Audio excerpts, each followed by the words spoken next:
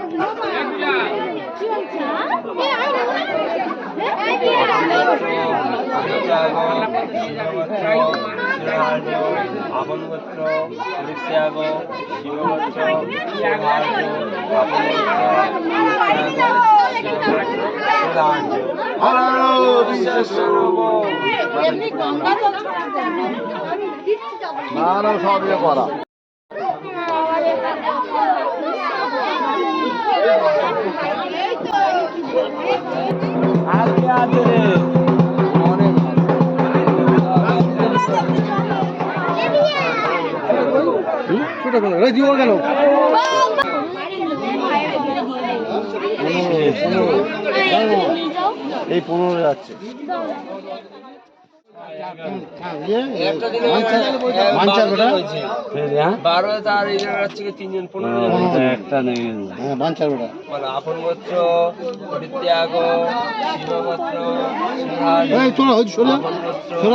পরিত্যাগ শিবগোত্র সিদ্ধার্য আপন গোত্র পরিত্যাগ শিবগোত্র সিদ্ধার্য।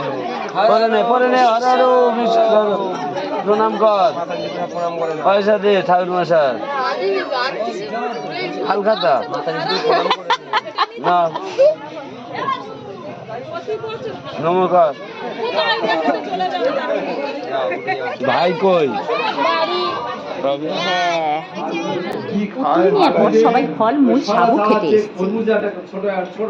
সন্ন্যাসীদের জন্য উনুন বানিয়ে রেখেছে।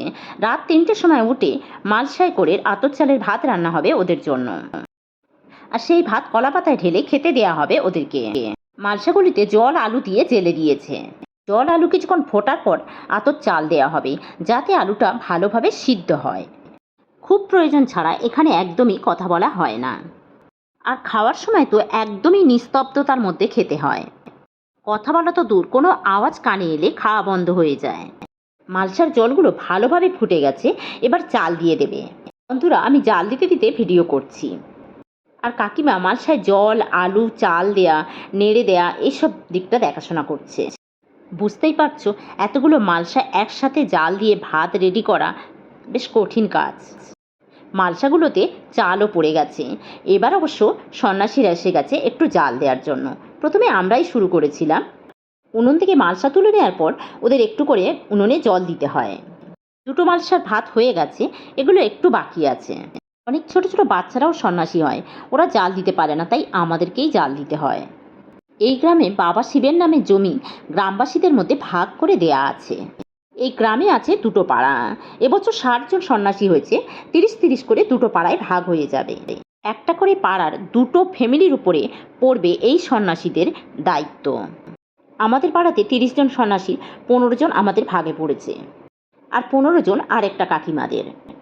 এদিকে ভাত ঢালার জন্য কলাপাতাগুলো পেতে দেয়া হয়েছে। এবার মালসার ভাত আলু আস্তে আস্তে কলাপাতার উপরে ঢেলে দেয়া হবে। কলাপাতাগুলো বিকেলেই গাছ থেকে কেটে ধুয়ে রেডি করে রাখা ছিল। কাকিমা একে একে মালসাগুলো ঢালছে। এখনো সব সন্ন্যাসীরা এসে পৌঁছায়নি, আমাদেরও একটু রেডি হতে বাকি আছে। আমরাও সুন্দর করে ঢেলে গুছিয়ে গাছিয়ে দিচ্ছি। ঘি কলা আর দুধ দেয়া হবে, চাইলে এগুলোও খেতে পারে। কাকিমা ভাতগুলোকে একটু ছাড়িয়ে দিচ্ছে যাতে তাড়াতাড়ি জুড়িয়ে যায়, কারণ আলুটা মাখার ব্যাপার আছে। সবার ভাত ঢালা হয়ে গেছে আর সবাই এসেও গেছে। বড়রা নিজেদের মতো করে আলুগুলো মাখিয়ে নিচ্ছে, বাচ্চাদেরকে একটু মাখিয়ে দিতে হয়।